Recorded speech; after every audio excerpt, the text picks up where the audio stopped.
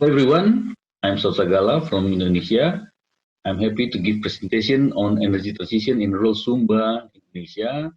First of all, thank you for Leeds University for hosting this great event and also for giving me opportunity to give presentation on this topic.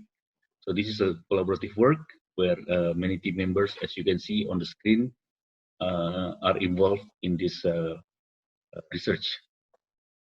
I would like also to start by acknowledging the support from the generous UKRI EPSRC Research Council and also from collaboration between University of Leeds, RDI, and colleagues from Creek and also from other universities in Africa.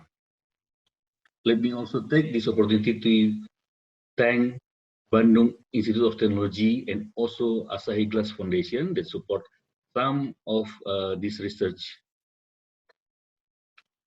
This will be the outline of my presentation. I will first give presentation about the energy transition in Indonesia, follow with target realization and energy policy, and then Sumba as a leading example of the energy transition in Indonesia, with general information, why Sumba is chosen, the progress of energy transition, 3 case studies on biogas, clean stove, women empowerment, and East Sumba microgrid, and challenges that are faced by Sumba in the energy transition, as well as finally the conclusion. Energy transition in Indonesia. These are the quick picture of energy transition in Indonesia. The target of renewable energy mix in Indonesia is about 23% in 2025. This is based on the National Energy Master Plan. And also we strive for 100% electrification rate and 41% emission reduction in 2020 from the national determined contribution. This figure shows the realization. We almost arrived at the destination. In 2019, Indonesia reached about 98% of electrification rate.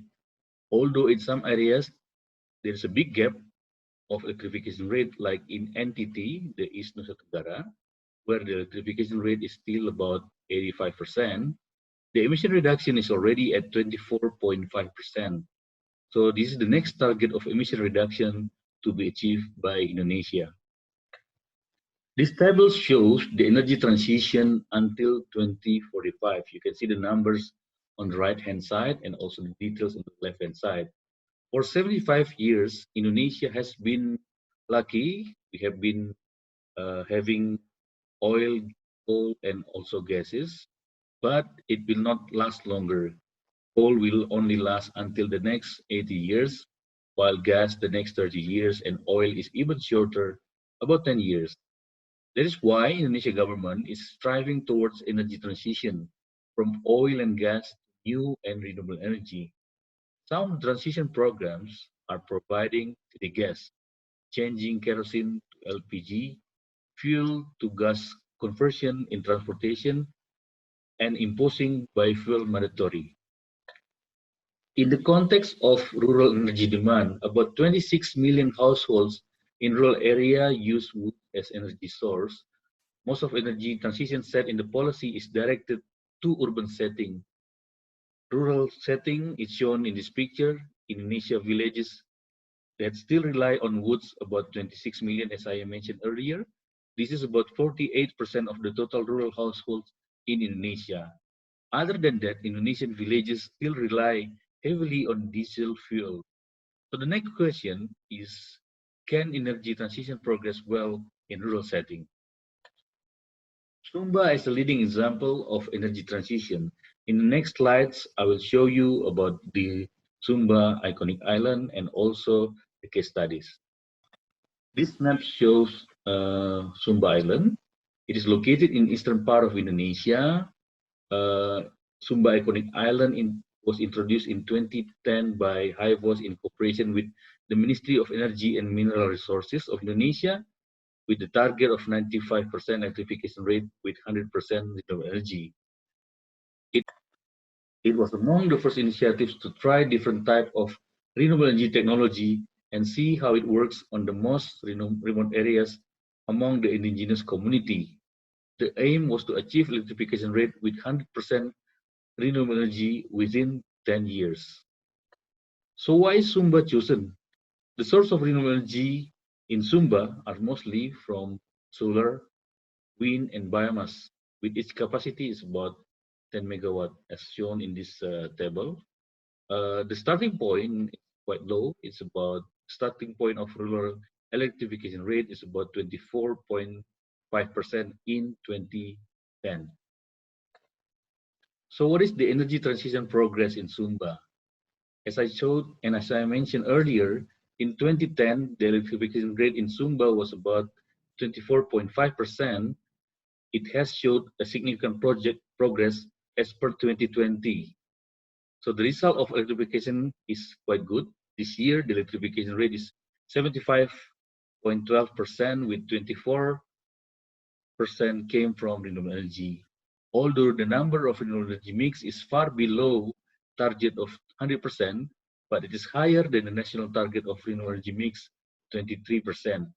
And there are a lot of best practices that can be drawn from the project. For example, the community empowerment and participations. There is also local based business and also women empowerment for the operation and the maintenance. I will show you about three case studies here. First is about biogas program and clean stove. Second one is about women empowerment, and also finally about the Sumba microgrid.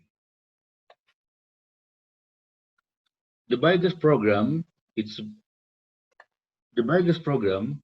So there are about 1,116 household biogas supported by Biru program installation in Sumba. This was from the interview with Ibu or Mrs. Rambu from YRE 2019, and there is also success story from Mama Linda as the user of biogas in 2015, assisted by the Yayasan Rumah Energy, and also the benefit increase with her livestock and feed them with livestock waste. So household biogas is proven to be successful, especially for those who have swine or livestock that are kept in pen. It did not work for free roaming livestock. This lady could increase her livestock produced by Flurry built boarding houses and kiosks because the help of the biogas plant. The second case show that renewable energy technology could help emission reduction significantly in rural area. So, for example, the picture here show the traditional South farmer would consume about 3.5 cubic meter in 2 weeks, but with improved stove, the consumption can be prolonged double. So it's economically beneficial as is it uses less wood and the heat of the fire is centralized, and also it provide better for the environment and also health improvement.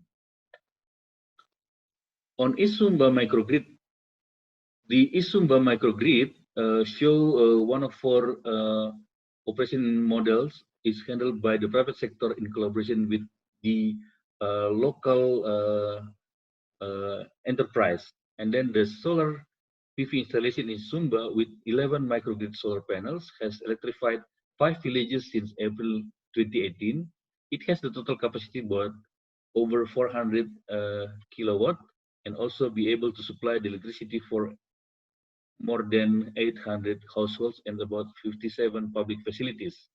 The project is funded by the US government through grant supported by MCA and also other stakeholder. And then remote monitoring and prepaid system using the mobile phone. So the key success here is remote monitoring and the prepaid system. Moving forward, the Sumba case show us that, in conclusion, energy transition in rural setting is achievable, and we should expand the energy transition to other islands, not only in Sumba. In Indonesia case, we have many islands inhabited by populations. Therefore, it's important to consider expansion of this, and also consider about building in other islands. In order to be able to do that, is to hit several challenges such as socioeconomic and cultural, lack of awareness on electricity. Electricity is not priority, willingness to pay, low income and high expenses on cultural ceremony, on sustainability, operation and maintenance, on human resources, and on the physical challenges. I'll come to the conclusion of this presentation. First, the previous presentation showed that Indonesia has been progressing towards the more sustainable energy transition.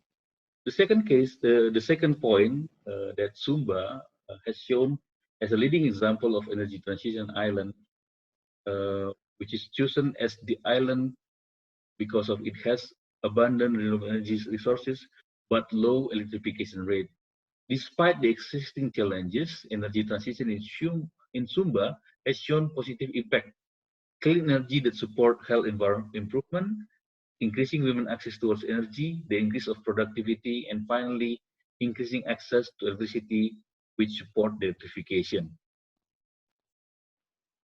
Let me also take this opportunity to acknowledge the support data and also information provided by the Directorate General on New and Renewable Energy from Bapenas, from the National Electrical Company, from colleagues from HIVOS, and also Sumba, the 4 local governments in Sumba.